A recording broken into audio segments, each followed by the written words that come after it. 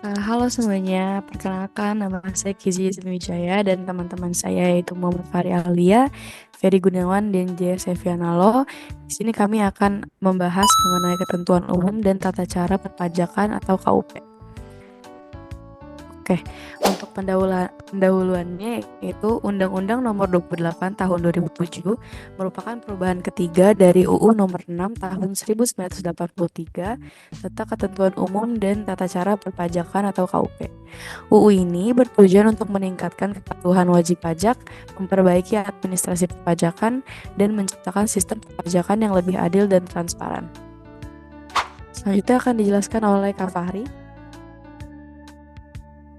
Oke.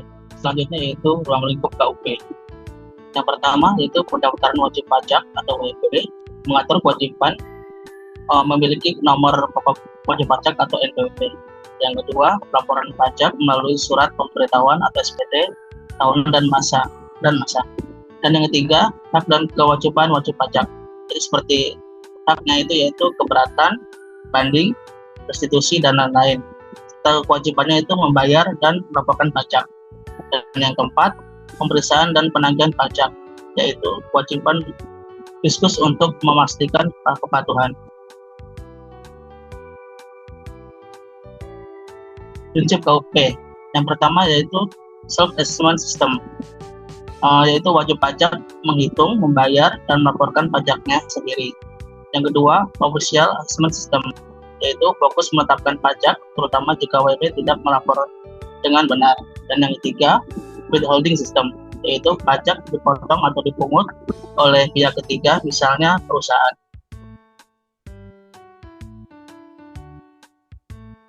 Dan selanjutnya yaitu hak wajib pajak, yaitu yang pertama, mendapatkan nomor pokok wajib pajak atau NPWP. Dan yang kedua, meminta penjelasan terkait aturan perpajakan.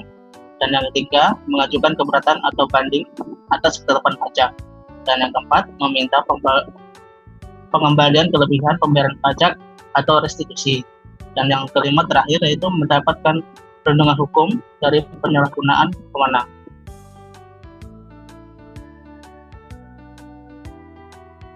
Oke, yaitu wajib pajak. Itu untuk mendaftar dan memiliki nomor pokok wajib pajak atau NPWP. Yang kedua, membayar pajak sesuai dengan ketentuan yang berlaku. Yang ketiga, melapor pajak melalui surat pemberitahuan atau SPT. Dan yang kelima, menyimpan dokumen perpajakan selama 5 tahun. Dan yang terakhir, memberikan data yang lengkap kepada Direktorat Jenderal Pajak. Oke, selanjutnya akan dibacakan teman saya yaitu Ferry Gunawan. Oke. Untuk sistem administrasi perpajakan, yang pertama itu pendaftaran wajib pajak. Jadi itu setiap individu atau badan yang memiliki kewajiban pajak harus terdaftar pada otoritas pajak. Yang kedua itu pelaporan. Jadi setiap wajib pajak itu harus melaporkan pajaknya sesuai dengan ketentuan yang berlaku. Yang terakhir itu pembayaran. Jadi setiap wajib pajak itu harus melakukan pembayaran pajak dilakukan melalui mekanisme yang telah ditentukan oleh otoritas pajak. Nah, untuk prosedur tata cara perpajakannya itu sama seperti yang tadi, itu harus pendaftaran wajib pajak terlebih dahulu. Jadi wajib pajak harus mendaftar untuk mendapatkan nomor pokok wajib pajak atau NPWP.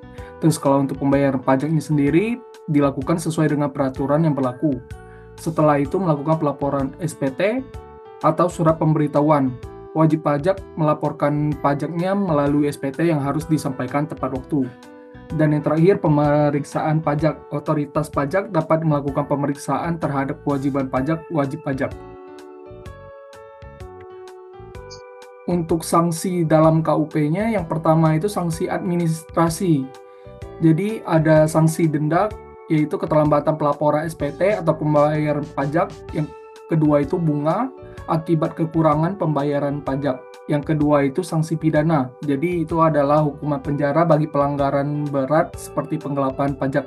Yang ketiga itu contoh sanksi denda keterlambatan SPT itu 100.000 untuk WPOP, 1 juta untuk WP badan. Untuk penyelesaian sengketa pajaknya itu kalau jika keberatan bisa diajukan ke Direktorat Jenderal Pajak dalam 3 bulan sejak surat ketetapan diterima. Kalau ingin melakukan banding, disampaikan ke pengadilan pajak setelah keberatan ditolak. Terus peninjauan kembali atau PK diajukan ke Mahkamah Agung jika ada perbedaan interpretasi hukum. Selanjutnya boleh dibantu rekan saya, D. Setelah ini kita akan membahas tentang perubahan terbaru dalam UU nomor 28 tahun 2007. Yang pertama adalah penyederhanaan administrasi perpajakan untuk meningkatkan efisiensi. Yang kedua adalah penurunan tarif bunga administrasi menjadi 2% per bulan, maksimal 24 bulan. Yang ketiga adalah penegasan perlindungan bagi wajib pajak yang taat pajak.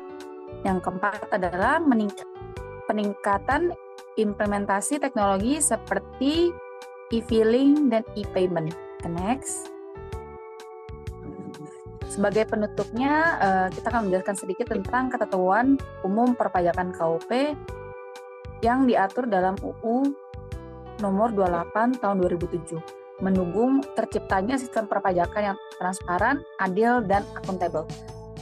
Juga mari tingkatkan kepatuhan pajak untuk mendukung pembangunan negara. Oke, itu presentasi dari kami. Cukup sekian dan terima kasih.